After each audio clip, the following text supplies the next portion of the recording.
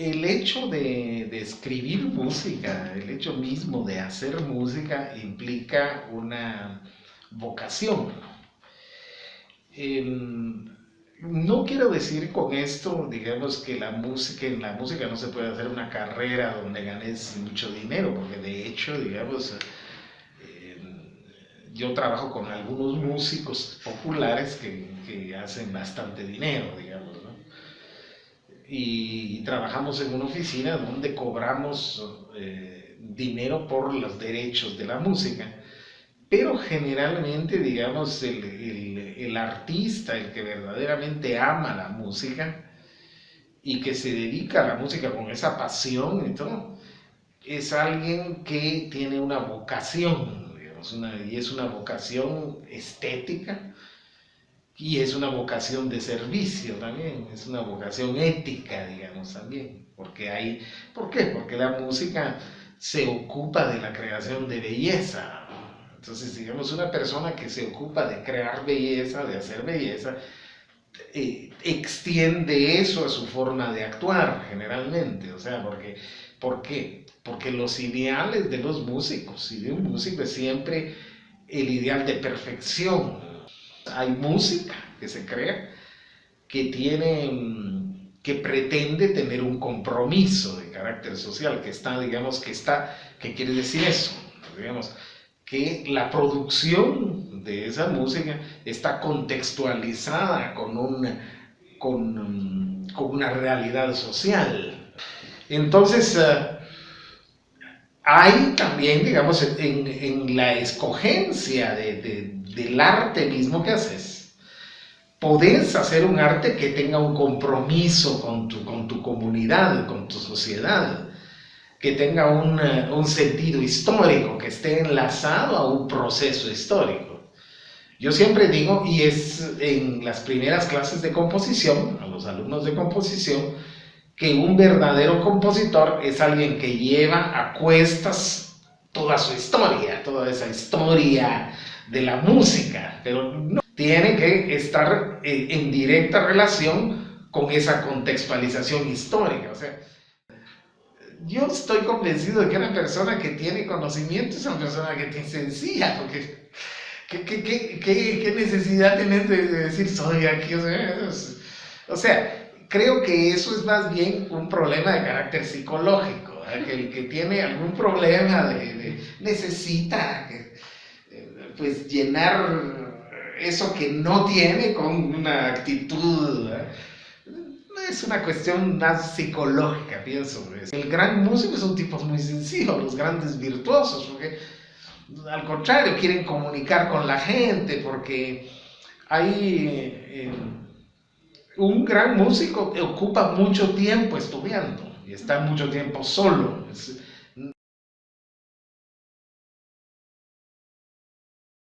Hay una ley que se llama Ley de Derechos de Autor y Derechos Conexos.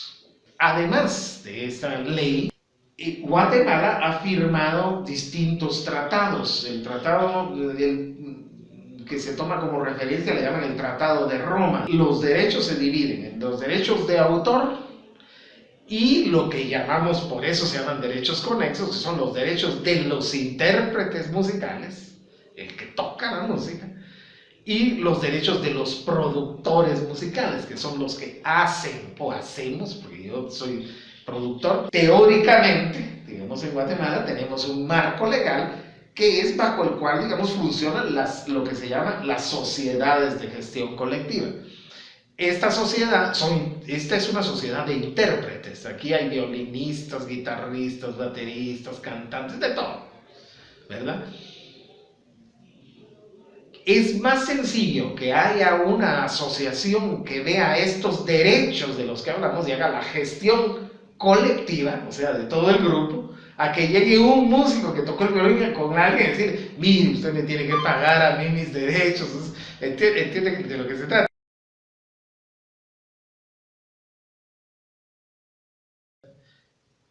Yo no sé, no entiendo ahorita si será legado o no será legado, ¿no? Porque, pero lo que a mí me ha preocupado es, digamos, que es tratar de elaborar un lenguaje que tenga que ver con lo que yo soy y con mi sociedad. Entonces he partido de analizar lo que nosotros oímos, lo que nosotros somos, ¿verdad? Una cosa importantísima en Guatemala son las culturas populares tradicionales. Nosotros somos un país donde prevalece lo que se llama una cultura hegemónica. Cuando a mí me interesa, en cambio, crear un lenguaje o hacer un lenguaje mío, yo no voy a hacer un lenguaje mío basándome en los cantos europeos, ¿verdad? Porque claramente los conozco y me gustan, y algunos, puedo decir que amo la música europea, la música occidental, pero no es la música mía, digamos. La música mía está en las comunidades perdidas de Guatemala, porque siento que ahí hay una riqueza que nos puede aportar. Yo soy un rebelde, digamos, en América Latina. La mayoría de mis compañeros compositores, cuando voy a los conclaves y todo, ellos lo que hacen es hacer las músicas o sea, blanquear su música, o sea, hacer esta música que es para... ¿Por qué? Porque esta música paga. Porque yo creo plenamente que la música es una elaboración lógica. ¿Y por qué es una elaboración lógica? Porque es una elaboración lingüística. Y mientras más lógico y más clara sea mi música, yo puedo hablar mejor. La búsqueda lingüística y la reflexión lingüística sobre estos fenómenos nuestros, digamos, que forman parte de la identidad cultural de Guatemala, tiene que ver con la creación de un lenguaje que sea nuestro, que sea mío, que pueda expresar este país, ¿no? Entonces he trabajado con música con los marimbistas, he trabajado con la comunidad garífuna, y últimamente hice, bueno, no últimamente, sí, últimamente hice una obra que encargada por el CEMAS, se llama, que es el Centro de Estudios Mexicanos. En Guatemala no me han encargado una obra desde hace muchos años, pero los mexicanos sí. Me encargaron una obra el año pasado, antes del pasado, que fue la última que hice, que está basada en un canto de una compositora garífuna que yo grabé hace muchos años, digamos. Y entonces hago una variación de ese canto, digamos, que se llama el canto de Secundina, porque la señora se llama Secundina Baltasar, que es la compositora. Entonces yo hago una variación sobre ese canto, ¿no? También, digamos, por ejemplo, hice una obra que se llama Microchérculos, que está basada en los cantos de los pájaros del bosque tropical húmedo. Yo hago eso porque a mí me interesa la conservación del medio ambiente. Yo siento que ese es un problema gravísimo en Guatemala. Entonces digo, no, yo voy a dedicar un trabajo específicamente a eso. Entonces hago una obra con los cantos de los pájaros del bosque primario, y la hago basándome en las culturas de las comunidades que viven en torno. Está dividida en 3 movimientos. ¿Y estas por qué? Porque me interesaba poner en evidencia esta cosa, esta crisis histórica que hay sobre la cuestión ambiental. O sea, ¿qué quiere decir? Que claramente, digamos, uno no es que esté solamente ligado el arte y la expresión del arte a una cuestión de carácter solamente de investigación formal. Aunque, digamos, la misma forma es una cuestión de expresión política. Mire, tiene que entender, tiene que leer un poco sobre Guatemala.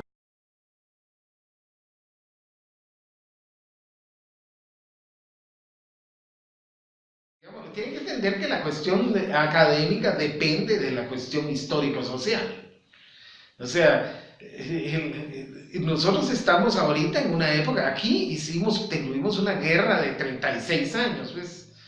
Ahorita estamos en una época de postguerra, aquí hubo guerra. En Guatemala hubo una revolución a mediados del siglo XX, que se llama la Revolución de Octubre, de 1944.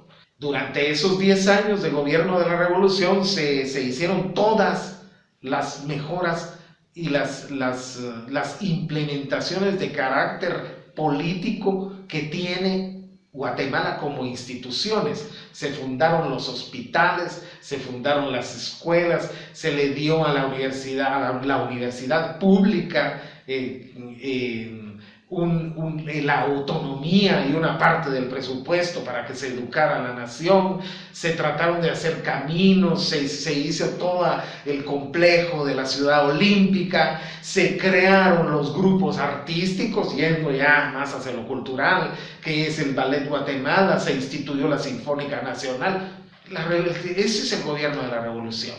Bueno, creo que esa historia ya la saben ustedes. De ahí viene el conservatorio nuestro. Entonces, ¿qué pasa? Digamos, entonces empieza la guerra inmediatamente después. Pero aún en ese tiempo de guerra, nosotros éramos estudiantes del conservatorio y todavía quedaba toda esa herencia que había dado la revolución a la educación en general de Guatemala. Entonces, en la guerra viene claramente, digamos, no solo hay una fuga de talentos por cuestiones artísticas propiamente dichas, sino hay una fuga de talentos además por las cuestiones políticas que sucedían en ese tiempo. Una serie de grandes maestros, en ese tiempo estaba el maestro Orellana, daba clases en el conservatorio, estaba el maestro Herrarte, que daba clases en el conservatorio, aparte de eso, estaba el maestro Juan de Dios, que estaba en su tiempo mejor, digamos, ¿verdad? En su tiempo de dar, ¿verdad? Y de aportar a la formación de los jóvenes, etc. Entonces había una serie de maestros. Estaba el maestro Quesada, que era un gran maestro, estaba el maestro Arzú, bueno, en fin, había maestros que tocaban, eran grandes maestros. No era alguien que llega, o sea, hay una decadencia. Entonces lo que yo veo es que ha habido una decadencia en la solvencia técnica de los maestros que enseñan en el conservatorio. Y además, desgraciadamente, una ausencia pues de parte de los mismos conservatorianos de conocimiento para poder manejar una institución como el conservatorio. Prueba de eso es que, por ejemplo, yo había creado el ABICO, no es porque yo lo crea, pero claramente ese es el futuro de la música. Los jóvenes, no hay ninguna institución donde no vayan a estudiar los programas de software que sirven para hacer música. Es ridículo quitar eso. Es una idiotez. Porque lo que estás haciendo es decir, no, tiene que tocar solo el violín, no tiene que saber nada de... No, al contrario. Te sorprendería saber cuántas cosas hay que te pueden servir como instrumentos, que se usan, que es lo que se está usando en todo el mundo. O sea, mientras en todo el mundo vamos hacia la tecnología en Guatemala, lo que hacen es, no, quitemos eso. ¿Eso para qué? ¿De qué sirve eso? O sea, ya solo eso te da la visión de qué tipo de conocimiento tienen las gentes que están manejando el conservatorio. O sea, no sabe, en realidad solo lo puedo calificar como ignorante una persona que pueda hacer eso. Es imposible. Pero eso, digamos, no se debe solamente a la gente del conservatorio propiamente dicha, que es lamentable pues que haya gente que sea ignorante y que maneje las instituciones, o sea, que no tenga la preparación para entender la magnitud de lo que está haciendo, sino que pero ¿qué pasa? Obedecen a ciertas normativas. El problema es que toda esta descomposición que hay en el sistema artístico de Guatemala, este sufrimiento que tienen las instituciones artísticas, es porque la misma institucionalidad del país, la gente que maneja la cuestión cultural en Guatemala, dígase Ministerio de Cultura, son un montón de gente que no tiene cultura, empezando por el mismo ministro. Bueno, ahora tenemos un viceministro, afortunadamente está Max Araujo, se llama. Entonces, Max Araujo, es que es bueno que conozcan quiénes son los que están, porque son ellos los que tienen que ver directamente con lo que ustedes hacen. Entonces, ¿qué pasa con Max? Max sí es interesante, pero ¿cómo? ¿Por qué? Porque Max sí tiene cultura, Max entiende este tipo de cosas que estamos hablando. Pero una golondrina no hace verano. Si tienes un ministro que lo que le interesa son otras cosas y no entiende la dinámica de la cultura que se vive en Guatemala, ni tiene conciencia de eso, ni le importa. Y un montón de funcionarios ahí que no les interesa.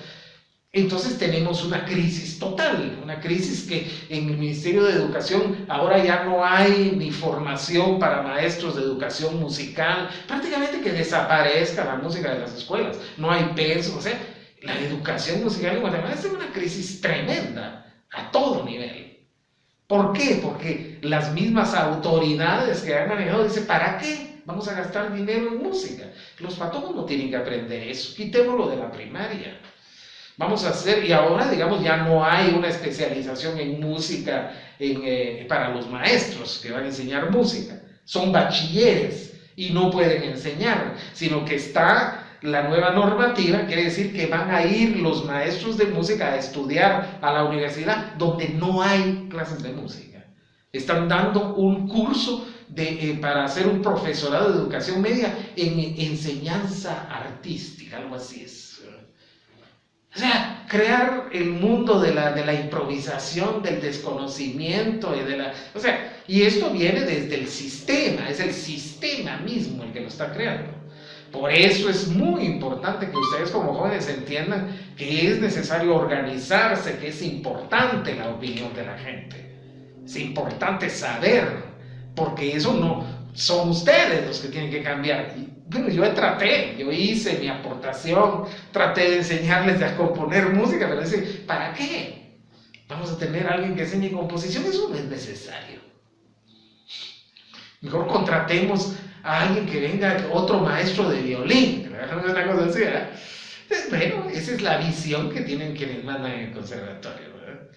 Entonces, ¿por qué? Porque una persona que habla de la música como yo hablo, no les interesa, porque no creen, digamos, los profesores de ustedes no creen que sea importante que ustedes aprendan a pensar. No les interesa que alguien les hable y que les mueva algo en la cabeza ahí adentro, que es mi trabajo. Eso es lo que hago yo cuando enseño. Yo quiero que penses, quiero que tu cabeza funcione, que te vuelvas un artista, un músico. Pero no les interesa, digamos, se les interesa más que ustedes sean repetidores, ¿verdad? De cosas. No, ¿para qué? O sea, ¿eso para qué? Eso no sirve.